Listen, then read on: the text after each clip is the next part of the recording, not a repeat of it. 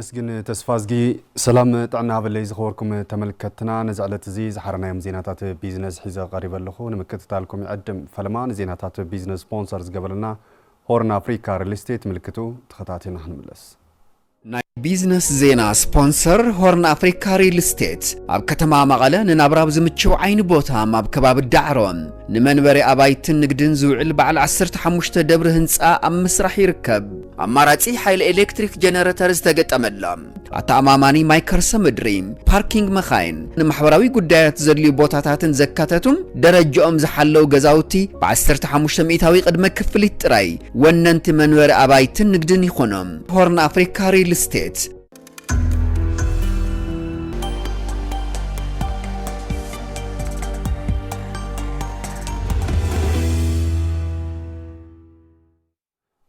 لسبونسرنا هورن أفريكا ريل ستيت أزينانا نمسجن بمتحببار بيرو حرشان أفت تفترون تجراي انتربرايز مروز زر تجراين ICRCين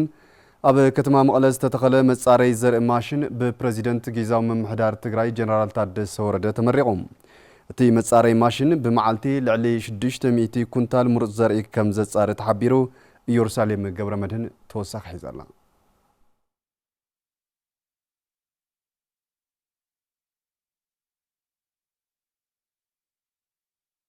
بمتحبار بيرو حرشان هاف تفترون تجراي انتربرايز مرق زر تجراين أب كتما مقلس تتخلى متصاري زر ماشين ببريزيدنت جزياو من محدار تجراي ليتنال جنرال تادس ورده تمرقهم اتي ماشين زبناون أب تجراي تورين توفن زخنا مرق زر إن مدلاو لعلا بركتلو زبلو حلافي بيرو حرشان هاف تفترون تجراي أيتا آلم برهان هاريفا يوم أب معالتي شدشة مئة خنتال ناي مترع عقمي كام زلو يقلتهم ماشيناريس ببيرو حرشان هاف تفترون تجازيهم زنورنا بكواب 10 مليون زود ماشيناريس ICRC بزمدبو كواب 5 مليون باجت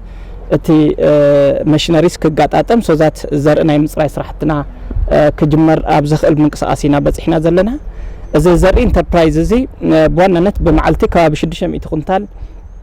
زرنا يمصراي عقم زلو خوينو كلهم عينت زرقتات مالت زرقت طرحت يكون حملتون ناي مصراي عقم زلو دارغا بهاجر درجه خاب زلو ناي زر مصراي ماشينون بسالساي درجه خغلص زخل كواليتي مالت صريت زلون ستاندارد زمالن ماشين مخانو حلافي انتربرايز مبزحن مدلون زرئي تግራይ ኣይተ ብርሃን ኣርኣያም እዚ መጻረይ ካብ ባልዓት ነጻ ዝኾነ ሙሩጽ ዘርኢ ኣጻሪውን ዓሽጉን ናብ ሓረስታይ ዝቐርብ ብምዃኑ ኣብ ሓረስታይ ዘሎ ናይ ምፍራይነት ጸገም ዝፈትሕ ኢሎም ኣጻሪው ዓሽጉ ኬሚካሉን ሬስ ገይሩ ጽሬ ዘለዎ ዘርኢ ናብ ሓረስቶት ከንቀሳቀስ ዝኽእል ዓብይ ትካል ስለ ዝኾነ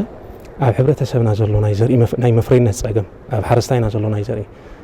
ናይ መፍረይነት ጸገም ብዓብዩ ክቀርፍ ዝኽእል ሓደ ዓብይ ማሽን ተባሂሉ ክውሰድ ዘለዎ ፕሬዝዳንት ግዝያዊ ምምሕዳር ትግራይ ሌተናል ጀነራል ታደሰ ወረደ እዚ ትካል መጻረይ ዘርኢ ኣብ ምዝማን ሕርሻ ትግራይ ዘለዎ ግደ ልዑል ምዃኑን ንጠለብ ሓረስታይ ምላሽ ዝህብን ኢሎም ጣዕመ ዘብ ትግራይ ምፍጣሩ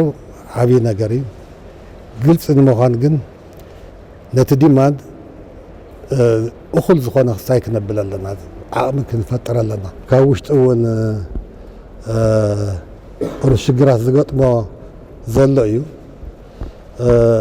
من البات دقاف ونت ويحيد وق خوني خل زي قدامي تناوشتو دقاف تناوشتو مبال من معراي تناوشتو دخنت نوعلنتو انتربرايز كي ودقط انكا مقبار كدلي نزين مقبار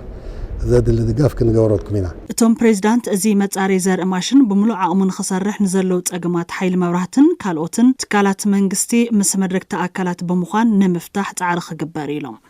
حبي ناي منغستي تغرتون زحتتي تدقاف ناي منغستي تو مسرتاو نغري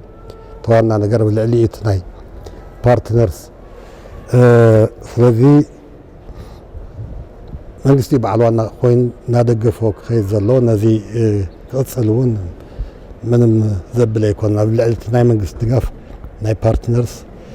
دقاف ناي مدارك تأكلات دقاف دما بطعمي هاد لاي مخانو فلوتي زمناوي ماخل عداغان مهناص اب منقسقاس كمت تركب محبر هنص زمناوي عداغا بانا مقله غليصام تا محبر مبل رابعي غوايا اساليط الله تسفاي تادسه تخاتاتيل ولو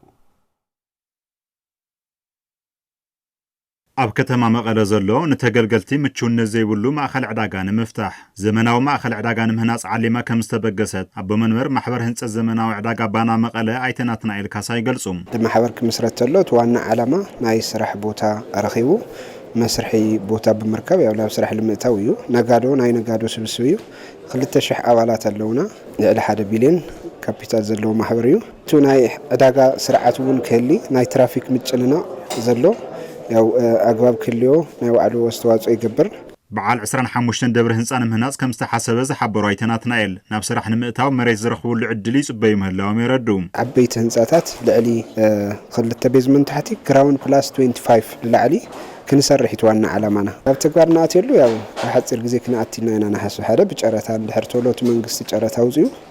ያው ቦታ እንተሒዝና ለይና ኣትየሉ መስርሕ የብልናይ ኣባላታ ማሕበር በወገኖም እቲ ዝህነፅ ማእኸል ዕዳጋም ኣብዚ ሕዚ እዋን እቶም ነጋዶ ካብ ዝሰርሕሉ ክራይ ገዛ ወፂኦም ወነንቲ ገዛ ክኾኑ ከም ዝሕግዞም ብምግላጽ ብተመሳሳሊ ዝተረጋግዐ ዕዳጋ ክህሉ ኣብ ምግባር እውን ግደ ከም ዘለዎ ይዛረቡ እቲ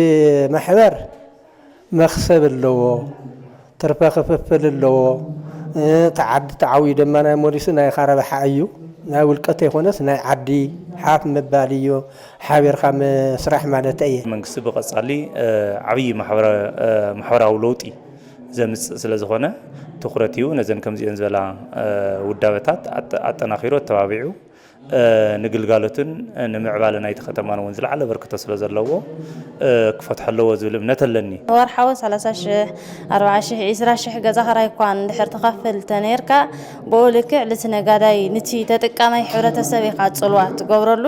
ከይን ግን ናባዕልኻ ገዛ ተኸይን ግን እቲ 30-40 ተውፅኦ ስለ ዘይብልካ ንሕብረተሰብ ለስለትሕግዝ ንዓኻለ ንኹሉ ፌር ኢለ ዝሓስቦ ኣብ ሓደ ከባቢ ብዙሓት ተመሳሰልቲ ግልጋሎታት እንትቐርቡ እንተለዉ መንጎኦም ውድድር ይፍጠር ንፍትሓዊ ውድድር እውን ይዕድም ብሓደ ውልቀ ሰብ ተባሂቱ ክትሓዝ ወይ ድማ ብሓደ ከም ድላይ ዝቆጻጸረ ዘይኮነስ ኩሎም ተወዳደርቲ ኣካላት ዓደግትን መቕረብትን ወይ ድማ ሸየጥትን ኣብ ሓደ ማእኸል ተራኺቦም ተወዳዲሮም